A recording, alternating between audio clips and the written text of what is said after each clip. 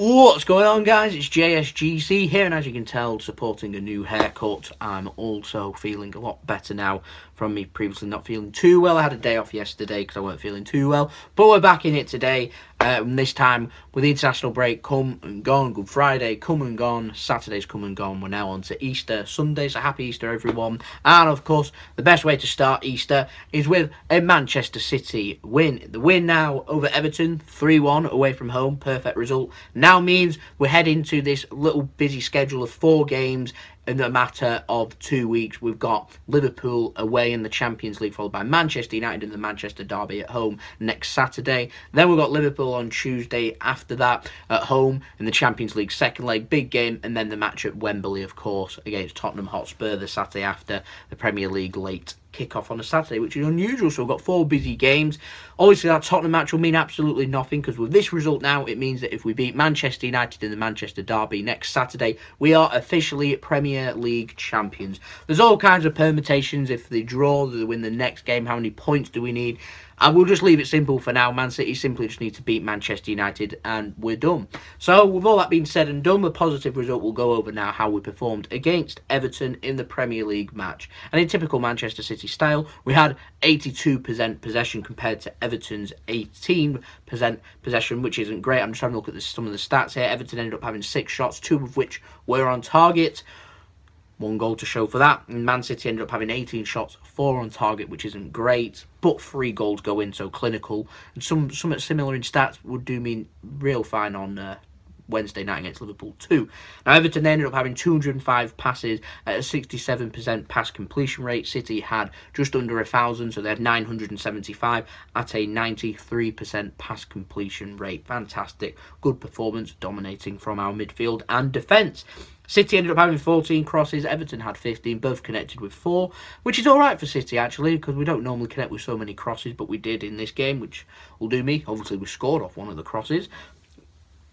Did they count low crosses in them stats? I don't know if they did them. We scored 2, even 3, I don't know. But there you go, crosses, they are important in the game. Now, mesmerising stat this one. Fernandinho and Kevin De Bruyne, not combined, both of them individually made more passes in the first half than the whole Everton side. Dominated, with 3-0 up obviously, and now it also means that Man City have beaten every single Premier League side this season. No team has not come away with a loss against Man City, home or away, which has only been done twice before in Premier League history. Was done by Chelsea in the 05-06 season and Manchester United in the 2010-2011 season, and now we can put this formidable Manchester City side of 2017-2018 on there as well, which means we're more or less Premier League champions now. So we just got to wait on when rather than if. Like I said, job done, perfectly fine. Talking points, Laporte was at left back. I'm all too comfortable with Laporte playing left back when he comes up against Mo Salah on Wednesday. I don't want that to happen. So obviously, and maybe Danilo might be something to discuss. We'll do that obviously with the preview video. But I thought Laporte did perfectly fine in this game. I wanted a clean sheet. We can't be too fussy though. 3 goals went off the gas really in the second half. Didn't play too well in the second half. Now, of course, Pep Guardiola's got Sam Allardyce beat him in the second half on his CV. Nitpicking. Good overall performance though. 3 points now means we're on to 84 points and titles within our grasp. We've got to be focusing on the Champions League now. And if we do not win the title next week, really doesn't matter. You know, there's so many games coming up. You know, this Liverpool match has to be priority, so there's a lot to talk about. We'll have the preview video up in a couple of days, so keep your eye out for that one if you are interested. For the review itself, in the game, there's not that many chances to talk about. Really, just when the chance came, there was a goal. So, Leroy Sané scored first. David Silva, after a good pass from Laporte on 4 minutes, managed to just dink a ball over. Sané was waiting at the far post. Managed to get a lovely, low, hard, quick volley into the corner. Pickford stood no chance. And a good goal, good way to start. After the international break, we started where we left off with another goal. Leroy Sané taking his tally up nicely now and becoming one of Man City's main players. And arguably one of our players of the season. Although I think we'll leave that to David Silva and Kevin De Bruyne to fight that one out, who both got an assist in this game. And speaking of Kevin De Bruyne, an assist, the ball was played into De Bruyne, got a cross in, Gabriel Jesus was there with a good header. Pickford didn't know what he was doing, it hit his shoulder and went in, and that was on 12 minutes, and the game from there was kind of done. But nice for Jesus to return up front and have a goal to his name too, and following on from how well he did on the international break with Brazil too. And before the first half, before the game was, basically the game was done by 37 minutes, Raheem Sterling managed to get himself a goal after David Silva got down lovely on the left. And once you see David Silva looking up, picking his pass perfectly, you know you're in for an assist, and Sterling's there for the simplest of finishes. You know, Raheem Sterling's been criticised a couple of months back for his simple misses that he was doing, particularly against Burnley. I mean, this was laid on the plate, and he's put it right. And no one's talking about it because, well, basically people put the blinkers on. It's only talk about things when they go wrong. I'm going to talk about things when they go right as well. Raheem Sterling takes his chance and gets another notch onto his name. So another good season for Raheem Sterling, another good season for Sane. And like I said, we'll be fighting out between David Silva and De Bruyne for who will be player of the season. So for you to leave in the comments, who do you think should be Man City's player of the season? It's very, very close. I put a poll up a couple of weeks ago on Twitter.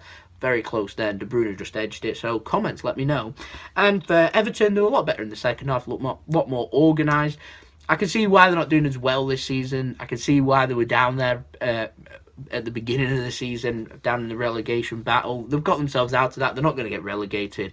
They're just not going to have a very successful season. And I can see why Everton fans want rid of Sam Allardyce. The style of football was terrible. Man City just love playing Sam Allardyce, so from my perspective, if Sam Allardyce can remain manager of Everton for next season, I look forward to my 6 points. I know that sounds arrogant, but it's not pretty. In Everton, they weren't hard to beat, and that's where they went wrong. Second half, they were a lot better. First half, defending like that, inept. Not going to happen. You're going to lose the game. Not good enough. They did get a goal. People have been saying it's a fluke. I thought it was a good finish. Ball just worked across, kept being worked across towards Balassi, who didn't have the greatest of games. Poked it through Kyle Walker's legs and managed to find the inside of the post. Hit the other post, then went in. Ederson stood no chance, but a goal's a goal, and 3-1 sounds better than 3-0. No clean sheet. Oh well, we move on. This Liverpool match is absolutely huge. So all this week will just all be about the Champions League beforehand and afterwards. When there's goals, because there will be goals, everyone will be talking about what happened in that game. And obviously we've got the Premier League to look forward to, that big match. So that will be all to talk about at the end of the week and next week. So if you are interested, don't forget to subscribe. Leave your notifications on. And thank you for subscribing if you have already. Leave a big thumbs up. And like I said, let me know who you think is your player of the season at Man City in the comments below. Don't forget, aiming for 400 subscribers. I think we're 2 or 3 away now. So if you could subscribe and we can hit that soon, that would mean a lot to me now. And you can check out my social media links. They're in the description below. Check out my second channel. I'll leave the links to them at the end of the video. Just click on their little profile and you click on them. You'll be able to like and subscribe over to there, to my second channel, which is gaming, and also my brother's partner channel, which is covering mixology drinks, which you can go and check out his channel too. That'd mean a lot. Like and subscribe over there. And I'll see you all later for more Man City daily content videos and more football videos. So I'll see you then. So it's been JSGC. Hope you all have a wonderful rest of your day. Peace. Ciao for now.